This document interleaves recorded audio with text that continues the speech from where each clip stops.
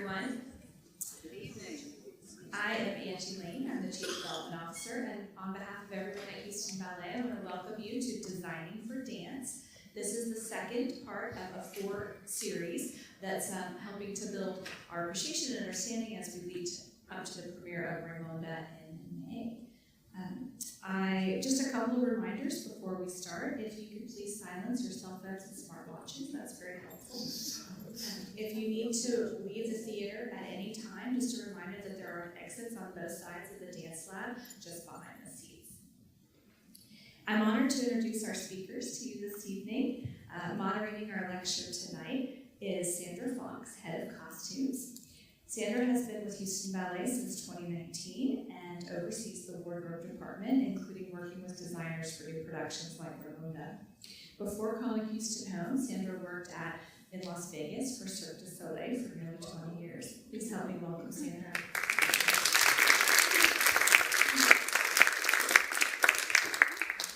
On our panel tonight, we're fortunate to have Artistic Director Stanton Welch and Costume and Scenic Designer Roberta Guidi de Bagno.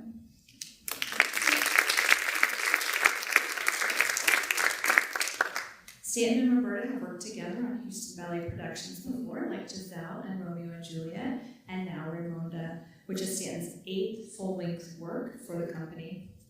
Born in Rome, Roberta has worked with many major opera houses and ballet companies for the past 45 years, receiving a number of prestigious awards along the way. Thank you both for being here tonight.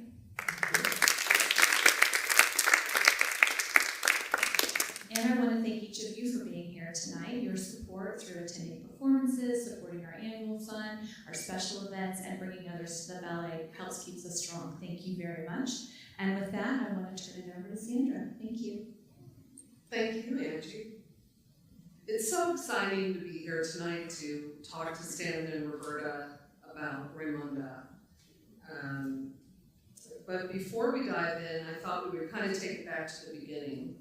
Because, as Angie mentioned, you have worked on some pretty notable pieces, namely Giselle and Romeo and Juliet here. So I'm curious to know, how did the two of you get introduced? Well, we actually were introduced in Copenhagen. Yes. I was designing 2 ballets for Stanton. That was longer before he came to Houston. I'm Italian, so my English is hard. So we met at the Royal Danish Ballet in Copenhagen, and I started to have the chance to see how Stanton works and how because I went to the studio and he was creating 2 pieces. And it was really interesting to see that I could understand what I saw from the very first rehearsals. And they were new pieces, so all was to start and understand. And that's how we met. Well, Roberta was very famous when I met you already. A very famous designer. And I have seen your work there, which I think was Mary Widow. And Roberta has done a lot of the John Cranko ballets and Ronnie Hine ballets, and they were both choreographers who made a lot of story work. So when I went to Copenhagen, I was making the ballet and I saw Roberta's design, I hoped that you would let me work with you, and you did. And the one ballet was a pas de deux called The Wish, and then the other ballet was a ballet called Ghosts, which was to Benjamin Britten's Variations on a Theme by Frank Bridge, which is a really extraordinary piece of music.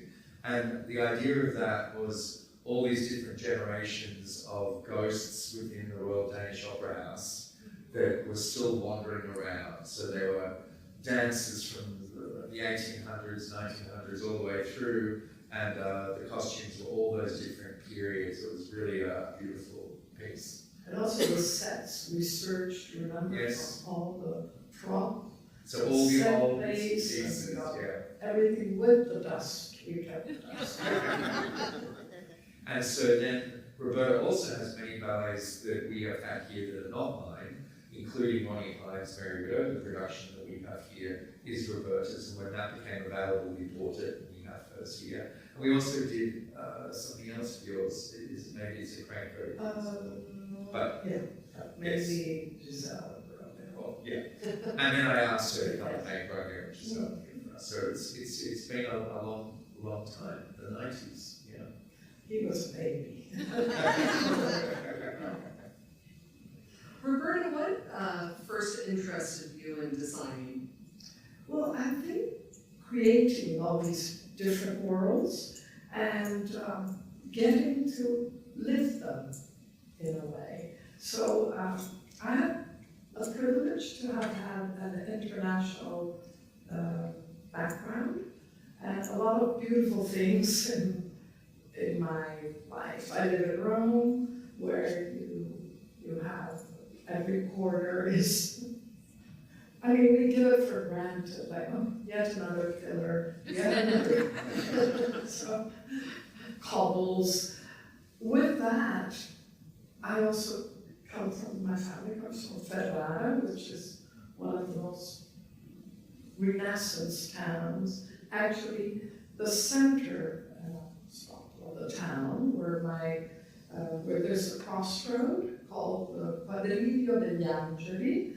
The architect in the Renaissance called Biagio Rossetti, he started it in 1492. So that's another one. That's where my father's house was, and it's all meant to be. You are actually the production designer for this ballet.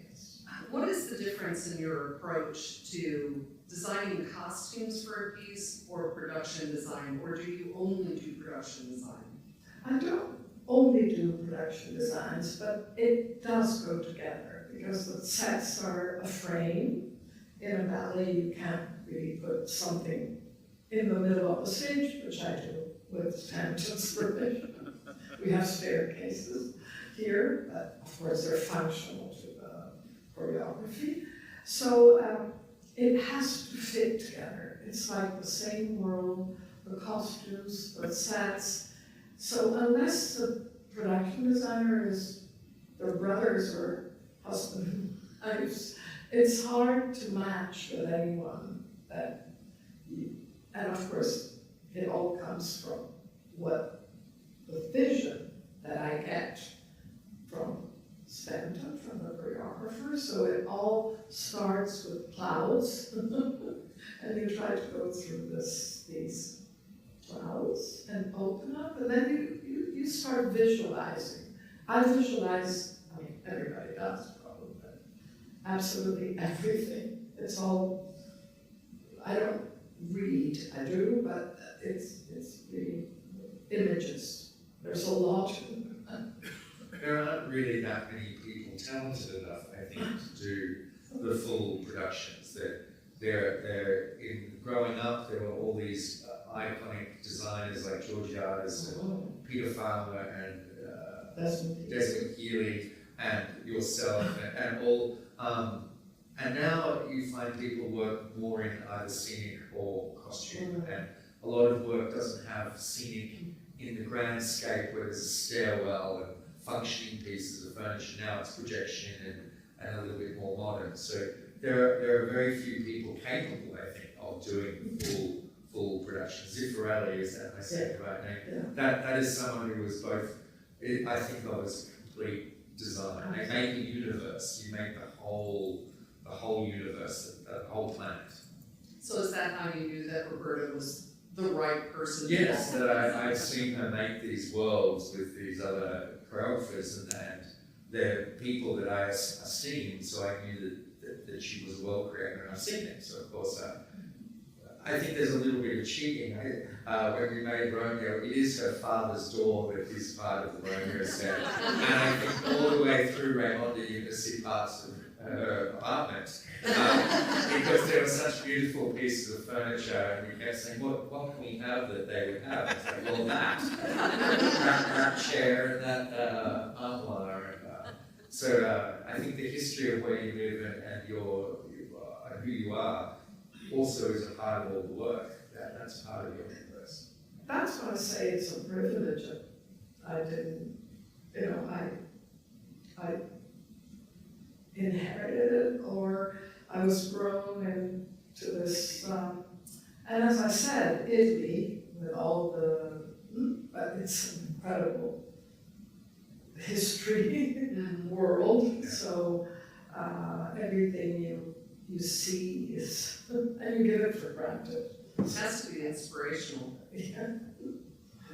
The inspirations come from everything, but because I also live in the center of Rome, in a little street, which is an artist street, I get all the brands, the boutiques, the fashion windows, so when I walk, there's a church, a coliseum, cobbles, and Vogue all over them. So I'm very much inspired by fashion as well. I think it's a bit boring, if I can use this, to just tell the story the way you do it. It must act with the world where you are in, and images, flashes, everything. So a part of Roberta's process will be she'll send me thousands of photographs of the parquet floor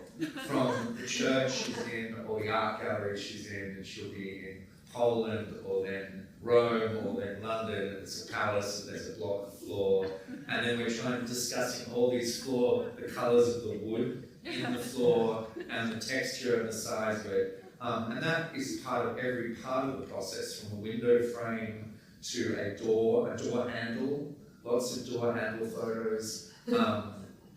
So I think that's what you're describing, is that as you just walk around, you're inspired by all these beautiful parts of history. yes. Yeah, real things. Yeah, Yeah. but also invented, and they must match. This is a problem, to make the parquet match with the costume. Stanton, I wonder if you can give the audience an overview of Raymonda. Well, in a brief synopsis of it, it's a love story, and it's about a young princess who is in love with someone that she's not betrothed to. So as the queen is having each of her daughters marry to people that are of a political alliance, she's in love with someone who is a soldier and not in that running. And then the people that are conspiring to marry off each of these sisters plot to remove that officer, that army man that she's in love with, so that to convince her to marry someone else.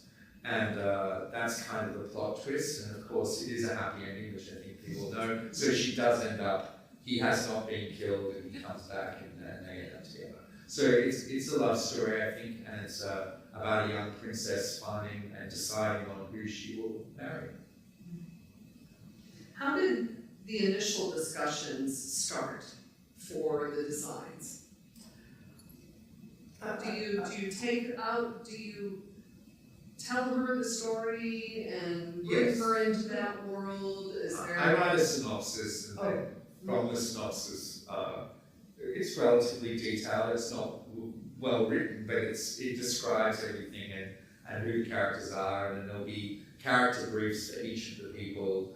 And then normally I grade what level of dancing that character has. So if they're a full dancing character, they need to be able to partner and dance and change. Raymonda, for example, is a full dancing character. And then there might be some characters that don't do as much partnering or dancing, and therefore their jackets and clothing can be heavier or more detailed and more expensive normally. And then there are the non-dancing characters, which can be in extremely authentic, heavy gowns or clothing. And all of that I give to Roberta. And then from there, that's where the process begins. Sometimes it's very structured. I don't think Romeo or Giselle were very structured, but in this case, it was quite free, because once Roberta had chosen the colours of the royal family, everything else would make sense in its path, and that it needed to be opulent. And that was fun, because we hadn't done something where everything was rich and jewels Giselle is a peasant, and then it goes, and Romeo and Juliet are rich, but it's a medieval time, it's a different kind of fabric. So this was jewels and wealth and opulence, and that was a fun project to have together. That was the instruction. And Stanton's world, I don't know if this was one of your questions, I mean, if you want, is through colors, not only through images. So he has very clear when he starts where he wants to go. So he has a scheme, and that's, I can compare it to a maze now. So you start and you have to find your way to reach what Stanton would like to achieve. And then, so you go through multiple obstacles, of course, and Sandra, Aura, and the whole wardrobe, they helped a lot through this process, because you can't just have it in your mind without having, you know, it's a team, it's really a teamwork, because you have the collaboration to help you source. You can invent something, but it's not feasible, or it doesn't, that fabric you can't find anymore. So it's really going through the maze and finding the exit. So one of the maze questions, for right. example, would be that in the story there are 4 balls, and in each of the balls time has passed, and the sisters and Raymonda have aged and changed in stature. Sometimes they've become married, sometimes they've remained unmarried, and each of the balls need to be startlingly different. So that's then given back to Roberta, who then, through our discussion, you know, where we've arrived is the first ball is a spring ball, and then do you want to talk about how you chose the spring colours? Yes, I mean, I always say that you need a silhouette, like in this time we chose, which is end of 19th century, I mean 1870s stretch, but we're not literal, we're more into fashion at that point. And so you have these really, if you look at a painting of that period, you have the silhouette, which is particular. It's not like modern, it's not like Giselle. If you put it on the side, you can tell. So how do we recreate this and be able to make them dance with a tutu? So that's where you create the body with that particular silhouette that helps addition, etc. Which is, for instance, in this case, we had these petticoats made. We found the silhouette that would also accommodate Stanton's face. So at that point, of course, the petticoat, we build, it's like, I don't cook, but it's like cooking a cake. We do a layer, and then another layer, and then the topping. Now I'm at the topping. You're still in the construction. I'm still making batter. So that's how it happens. And of course, you see a fabric that's inspiring, and that will help, or a fabric that won't. For instance, this, am I going ahead of your question? No, you're right on my questions, as a matter of fact. This fabric, Lurex, which is really unique. It is made in Italy, sorry, but this is the only brand that builds something that will catch the light, be very light, and if Sandra, you want to lift it, you can see the petticoats underneath, which are really Maybe. There's a lot of skirt here. the skirts. You see, it's balletic. So the most important is that Stanton can do his choreography. So all my questions with Sandra, Laura are, can they lift? And of course, during the fittings, but when you have a base, that's already, the skirts are the most important because they can't be heavy. So you can do whatever in the corset, the skirt. So it's a balance of color, light, and whatever Sandra knows. So I want to ask you a little bit about your fabrics, because I think for anyone in here who has seen one of your ballets, you're famous for a little bit of shine Yes. in your ballets, right? And I want to ask you, what drives your fabric choices in a ballet like Raymonda? What is it that draws you to this fabric and to all the fabrics that you've chosen? Well, in this particular case, you think of that century of Raymonda was composed, and you think of the empire as Stanton was saying, rich and opulent, but you don't only have that, because then you have to meet with the weight. So the choice was to this particular fabric, but also many brocades, many that then we dye. It's a process. You don't just choose something. And they literally come from around the world. Sandra knows. I mean, from a market in Italy, really, no, it's not there, to fabrics in the US and in Germany and South Korea. oh yeah, Yeah, all around from the all world. over the world. It's all built for different, it's like a puzzle, built for many different fabrics. Of course, you need a color selection, so if you choose a fabric that doesn't have many colors, it's useless, because we didn't want to dye anything in this particular ballet. And the other, once the silhouette, the fabric choice, the approval, the fittings, and also rehearsals, that where you know that it works. All the embellishments come after, but they are also, you have to really think about them, like buttons, for instance. It's easy, this is third act, and we wanted some military, like the coronation, but buttons are an issue in ballet, because you lift, and they get caught. So this is what we start with, and then we'll end up with a real technique so that they're pressed. I mean, that they will look like this, but there's hopefully no issues.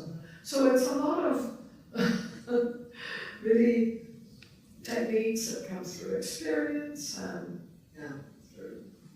I know you mentioned briefly the time period that this ballet takes place. And I know in our initial discussions, we did talk about mid-1800s and what have you, but I found that you've been really inspired along the way by fashion. Yes. And I wonder if you could kind of talk a little bit about the 1950s silhouette that you have brought into. That came after for Sandra, because I thought this period, 1870s, let's say, 1800s, how many centuries ago now? They resembled a lot the 50s, 1950s, with these ball gowns, satin, with these necklines, which are very balletic.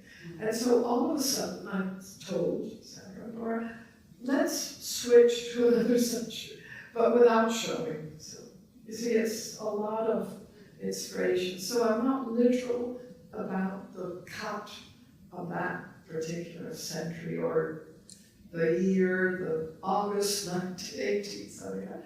And then you extend, and you're inspired by Edith Head, which was the greatest costume designer in the world, one of the two that I admire, the other is Piero Tosi, Italian. And she did, all the Grace Kelly and Gregory Peck and James Stewart, all these Hitchcock movies.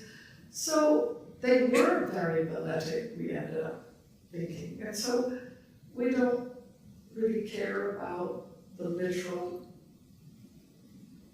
cut.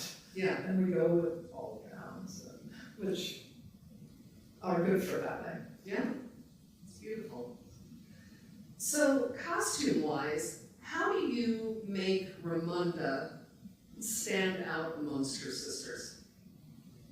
Colors, what I was saying, Stanton's mind, after being schematical, is it?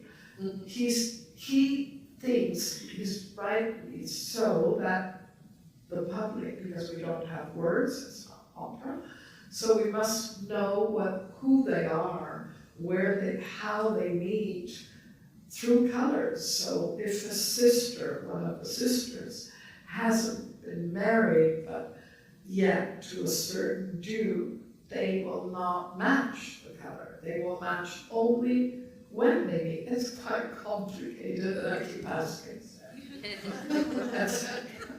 And also there are not so many colors in the world. I mean, there are. So how can you? And a lot of sisters. Yes. It is a big family, isn't it?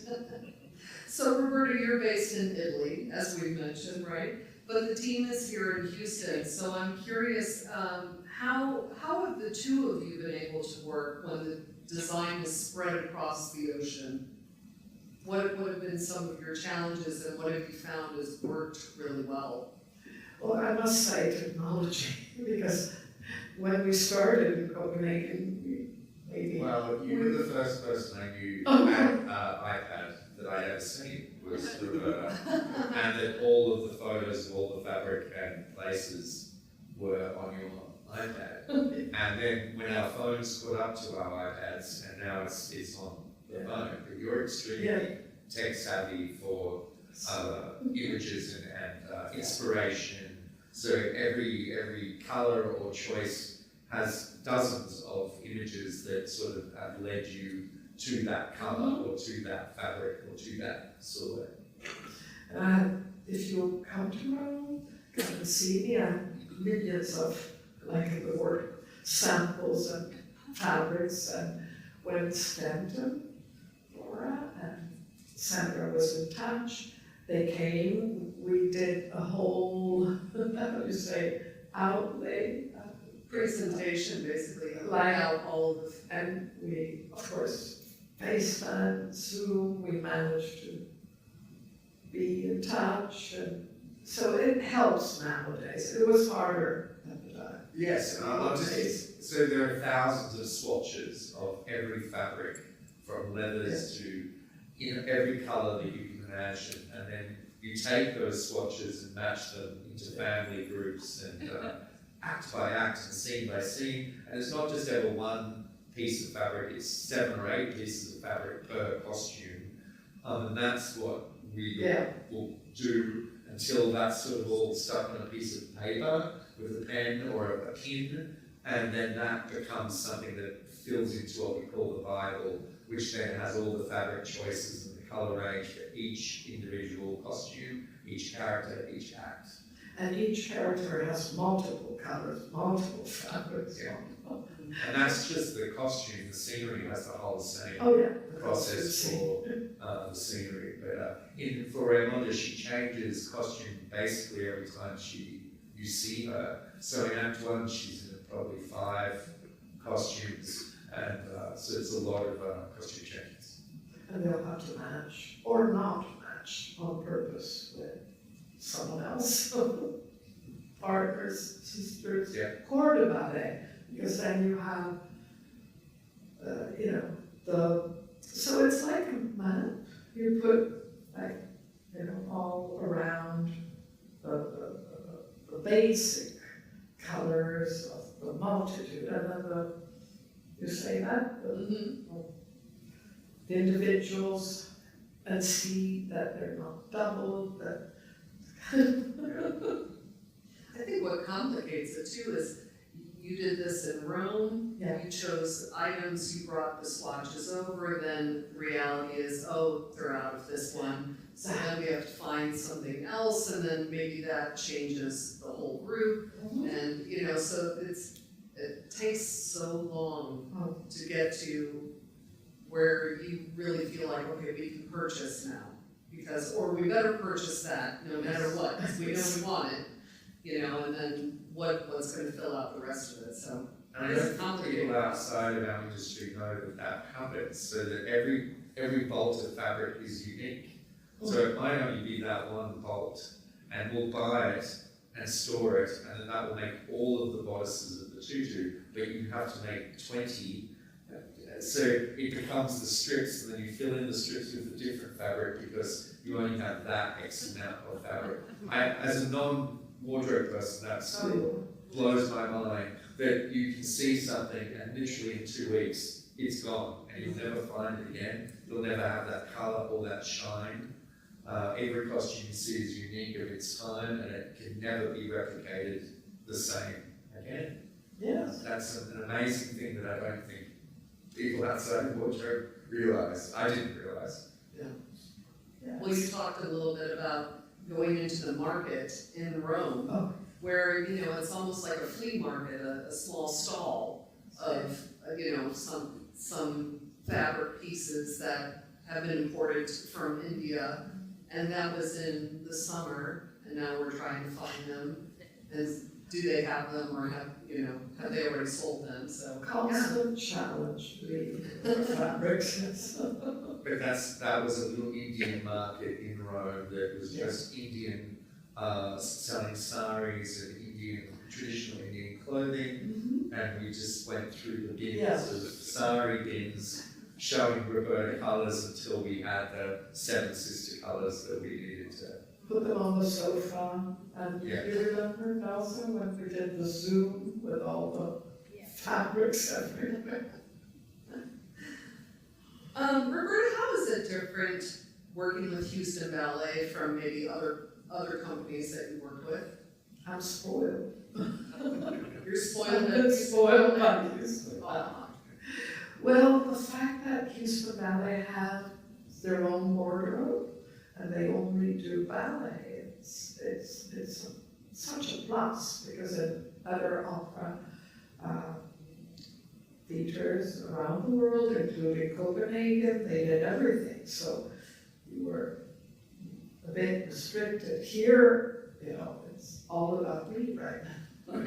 Until I'm moved to, here it comes. But that's great. Roberta. Yeah.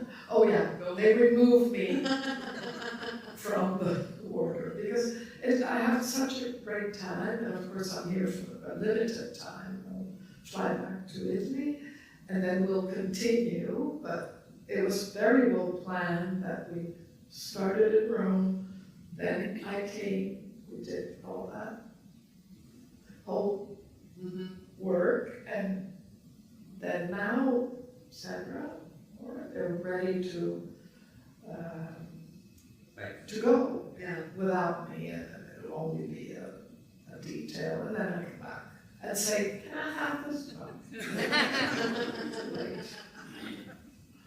What do you think has been the biggest challenge in the aspect of the design so far?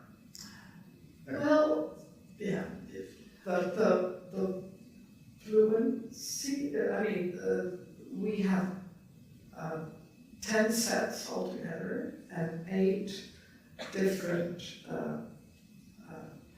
places to go in Act one after the other. And as we were in the same palace of a kingdom, but we go to different rooms or out in the garden, or maybe in the street near the palace. In a film it's easy, but so you have to change. So that's a challenge, which goes with Stanton's view of changing the sets with curtains. You can talk about curtains. So I think to move fluidly from one scene to another in ballet, so you don't have those stop and start scenes like we did with Romeo and Giselle and Sylvia. The transitions of the scenes are a part of the action, a part of the ballet. So in this case, it is these sort of, they call them Viennese curtains, and they're picked at different points, so they have the ability to rise in different shapes, be it diagonal, they could even ripple. And this is something that's been in theatre. You see them in a lot of old opera houses. They're the first curtain you see go up. But the technology is at a place now where we can computer program them that they can make doorways and shapes, and so that's how we transition. So you go initially from outside in a birch tree forest and then into the dressing room of Raymonda, and it's the curtains movement that hopefully, we've not done this, it's all in our head, is how you transfer. And then from there into the ballroom. So it feels all the time as though the whole ballet is inside of a theatre in a theatre. And you're watching a theatrical production with curtains moving and closing, but it still looks real inside there. It's a theatre inside a theatre inside a theatre inside a theatre kind of idea. And that's where the parquet floor, you have to choose a floor, and it needs to be a dancing floor. So that was a whole process, and again, it had to fit with the colors of the costumes. So it's a lot to manage, huh? What's been the most important to you both within this design? What do you think has been the most important aspect to you both in this design? Yeah. What's something that you're like, absolutely, hands down, this has to be there? Well, all of it. Yes. At this point, that answer is all of it. Yeah. You have to edit and change, and there's all sorts of give and take, as Roberta has described, with casting, with how you make something actually work. But a lot of this, until we get onto the stage and the scenery is there and you light it, then we make choices, and then we know, I think, what really works or doesn't. But everything that we are making is a part of the story, so they're all kind of crucial elements to work. But, It's exactly that. The challenge is, and I tend to do beige myself, so I said to Stanton at the beginning, oh, but Act 1 is different from Act 2, and we're different. And he pushes me into this color confrontation. And he said, what's wrong with everything different in each actress? So that was my challenge. and well, I'll answer what your challenge is. It's the colour of the scarf. Yes. Because the very first question was, in the story there's a scarf that is very important as part of the storytelling, kind of like Othello, and we had to make a signature scarf, a colour, that then worked with every single costume and every single person. And that led to the choice of the royal family, which once those two things were solid, but our royal family went through 4 or 5 different colours before we arrived at the red. And then everything else, like a Rubik's Cube, fits into place. But that scarf colour has been, until today, right? Today we found it again. Has been every morning my question to you is, we need the colour of the scarf by Monday. All of a sudden, I take my glasses and say, okay, that's the color. Yeah. And it is. We found it. Well, wonderful. What questions do you have for our panel? Yes. What do you think is going to be the full number of costumes to be made? How many costumes in total do we think we'll end up with? That's a question for you. I'm gonna guess somewhere around 500. Yeah, At least. five or 600. Yeah. That's a pretty average story ballet. Yeah. I think Romeo had a lot, I felt a lot more costumes. Yes. Where there is moments where, for example, there are individual a lot of costumes, but they're all actually the one design, because they all fit into the one they all look the same. So in Romeo, every single market person, every single person was different. Yeah. So that felt like a lot more choice. Where here, once we made the red, and Giselle would be the best costume. Giselle would be another. This is mid-size. Yeah, they're quite individual here as well. So it's like Yeah. the third act. Yeah. And And Raymonda and the Queen have 7 or 8 costumes, so there's a lot for those characters. Yeah. What else? Yes. If you've got about 500 costumes in this ballet's in the second half of May, how many people does it take to execute those? So how many people does it take to make these costumes? We have on average, working on Raymonda in our shop, we have about 16 people that are sewing costumes, but we've also hired a local shop to make some of the costumes. They're making some of our military costumes. And we have a tutu maker in New York that is doing some of the tutus for us. So it takes a village. It takes a lot of people, and it's really, for me managing it, I am looking at what do we really want access to the dancers to be able to fit perfectly, and what is more of a group that once we get one silhouette done, we can easily explain that to a vendor. So that's where that choice sometimes comes into play. Is each one of the dukes, each one of the sisters are all very individual. We want to fit them, perfectly and what have you. But the silhouette of the military, if we have their measurements in place, we should be able to have someone else do for us. And the tutus was a challenge. The tutus. The flat tutus, because it's a real, I always say it's the most difficult costume to make. Of course. Because of the engineer that goes in all those layers of net, which have to hold. And we were saying, we like them to hold in a certain way, and it really depends on the maker. So we had a prototype in Italy, but it was really well copied. I mean, they are doing them in New York, and really happy about that. There's no short way of doing it. It is a hand stitching every layer of tulle. How many layers of tulle? 11, 11. or do we have 10? And then all the panty, all the cuts. So that's what makes a beautiful tutu. So I think there are a few people that have that level of Yes. 3 in the world Yeah. that I know. This level, of course. Or you had a question on that?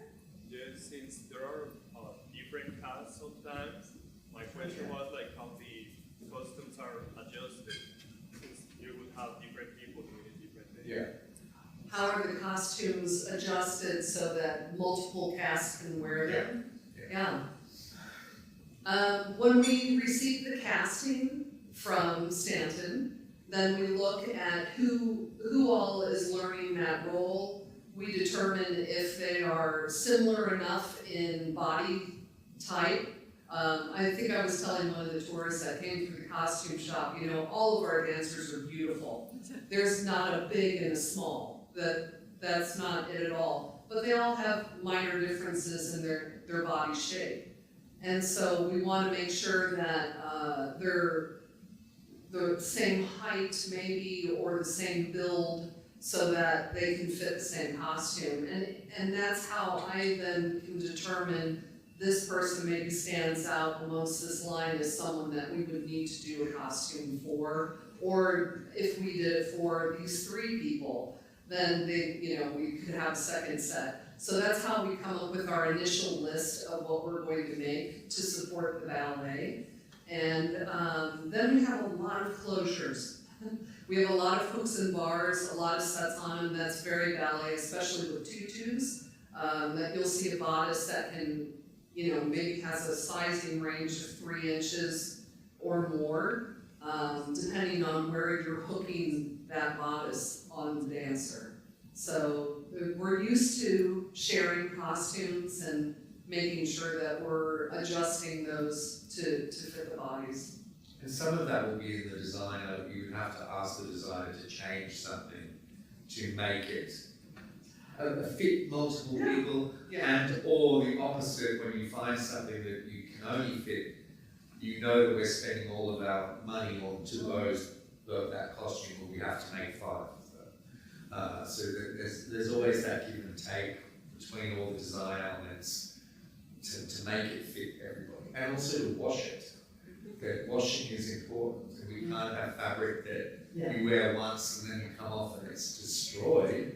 It has to last a month of rubbing and rolling on the floor, and all the things that you don't want these beautiful fabrics to do, but they have to do it.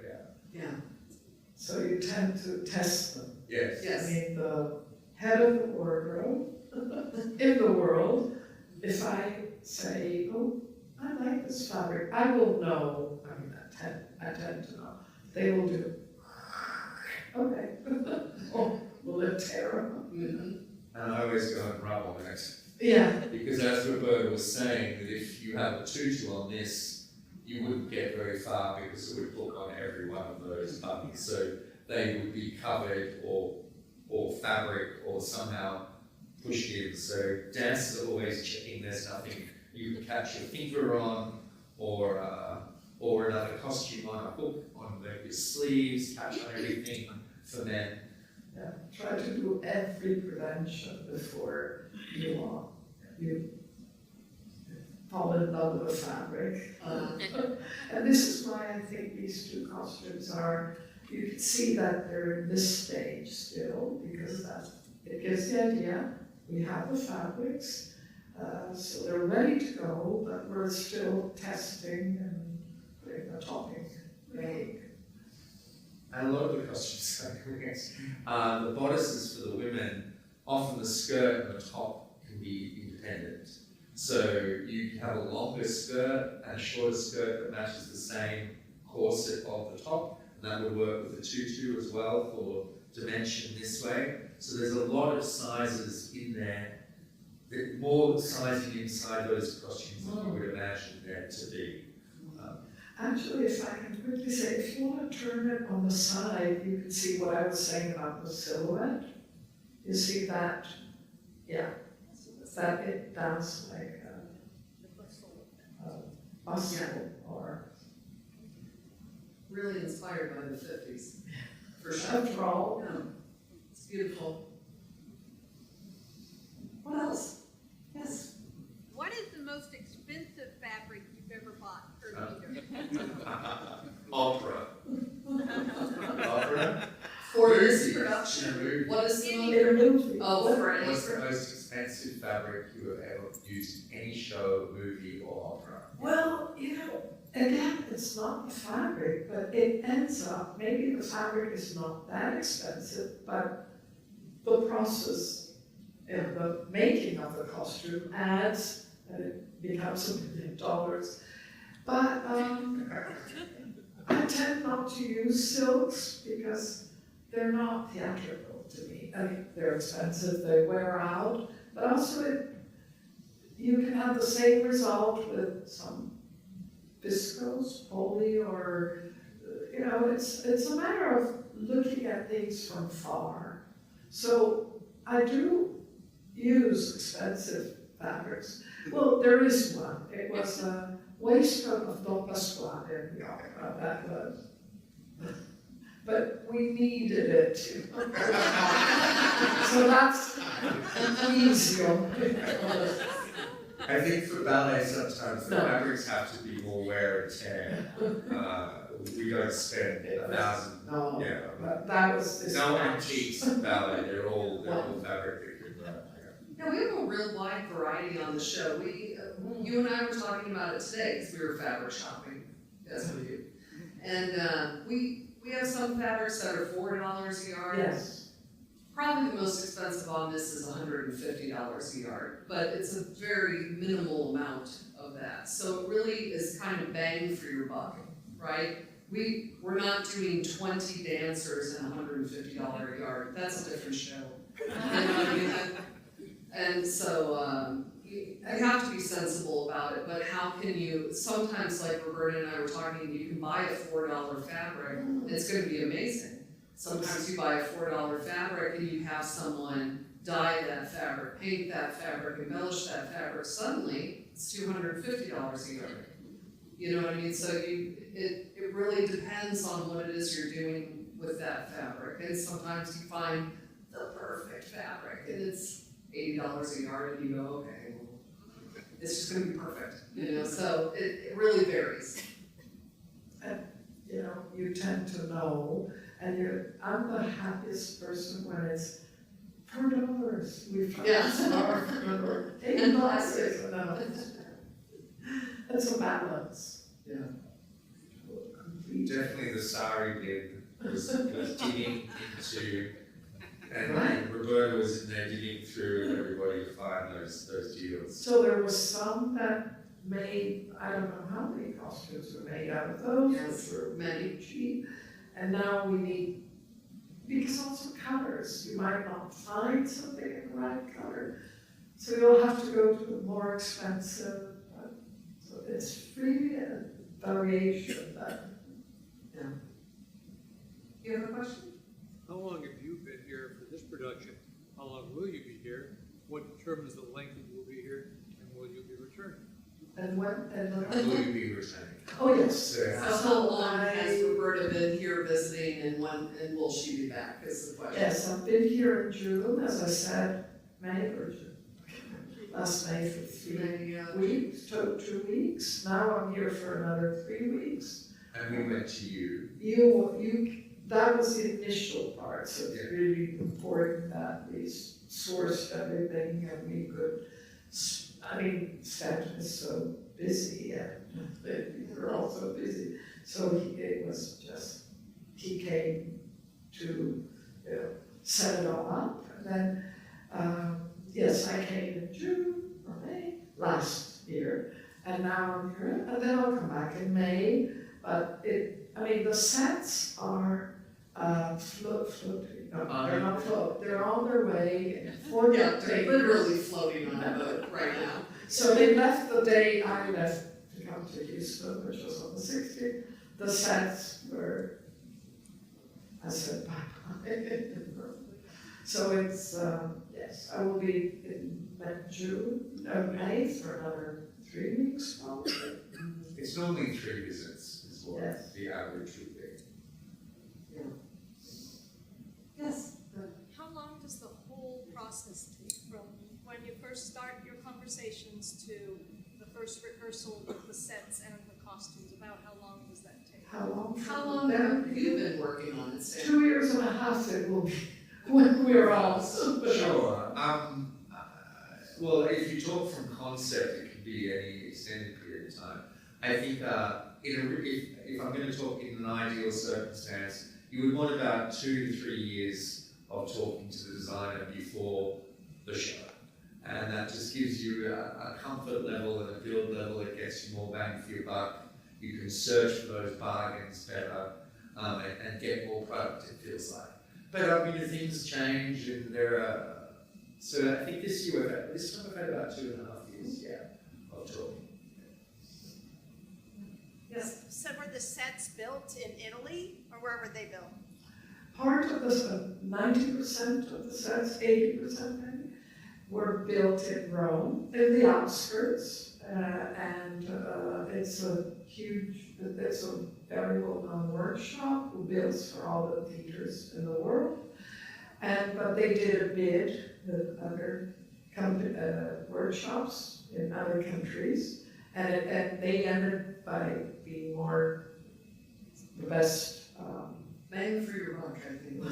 But also the fact that I am there, so Michelle, production came to Rome. Stanton came to visit the shop, but they also did the best deal, so it was very convenient because I could go every week, probably. Are you able to use them a lot for the different projects you work on? How often have you used them before? How often have you use the technician? Oh, actually, this is the first time I used them. For Romeo and Juliet, it was another. I'm not, married to any, but I have an assistant who works with them, and I've heard so much because he was always saying, oh, we just delivered this huge production for Prague or Belgium or everywhere in the world, even the States. And so I knew the people, of course. So this is the first time that it was a real pleasure working with them because they were so happy and they would love to be here because of Houston and, so there are different like backdrops, hand painted, chandeliers with different techniques, all in the same place and stairs. So we make the model of the whole set and do all the technical drawings like an architect of that set, and then we bid it out to different organizations around the world. Always one inside the United States was one of these bids, and Canada, and then you're normally one in Europe. But we've found that the Europeans come in at a much, much lower cost than the locals, and then their quality of work is so high because this organization is literally making operas and films and ballets at a constant turnover for all of the world's biggest opera houses, from the Royal Opera House, Paris Opera, Royal Danish. So there's just, if you say paint it like marble, they know precisely, there's not much explanation. Yes, exactly. You have the skills of painters, even, how do you say the people? Metal and carving. It's rare for a place to have all these, and I'm not saying it because I'm Italian. This is what happened, so you'll be able to see. I can't wait to show you. And the costumes, of course. Feel free to come and follow. Let's take one more question. You have a question? Yeah, in the past, Stanton, you've talked about cleaning the costumes with vodka. Yes. And now that you're talking about the sensitivity of each fabric type, what criteria do you use? Obviously, leotards go in the washing machine, some things that go into dry cleaning style. What criteria do you use for the vodka? Criteria. So the question is about the cleaning process of ballet. And I'm old and I don't really know what you're all still doing. But they used to, with these sort of tutu tops and men's jackets, is wash them in vodka. Because it would sterilize them and get rid of the smell and dry quickly. You could buy a matinee to an evening, a jacket like this won't be dry for the next dancer to wear. So, and there's odor. So often men have undergarments and the women may have undergarments, so underneath the jacket there might be a t-shirt or some kind of unitard, and that's all taken and washed. So you have your wash bag, which all the dancers put that in. And then this sort of stuff goes to wardrobe. Yeah, so what we're doing between each performance, let's say Nutcracker, right? Because we have 2 performances a day, we have multiple casts that might be sharing the same costume. We're spraying those out with a vodka solution. And what that does is it sanitizes that. So it'll kind of disinfect it, but it'll also keep odor from accruing in there. And then we have these beautiful little standing cabinets. They just zip up and close like a little tent that have a little tiny heater in them that we plug into the wall in the room, and we hang like a coat or something like that in there so that the prints will be dry for the next person to wear.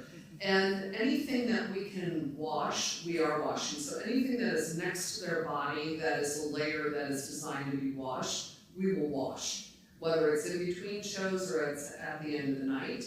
And then we, our latest technique that we're doing is, you know those little tiny Bissell cleaners that you use to like spot clean?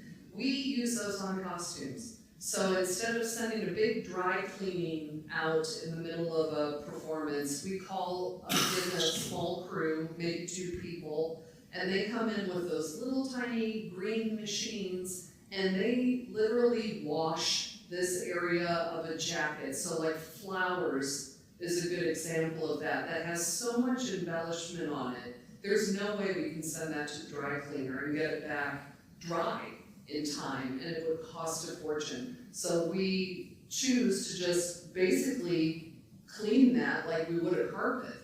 And that deodorizes it, cleans it, takes off any extra makeup, anything like that.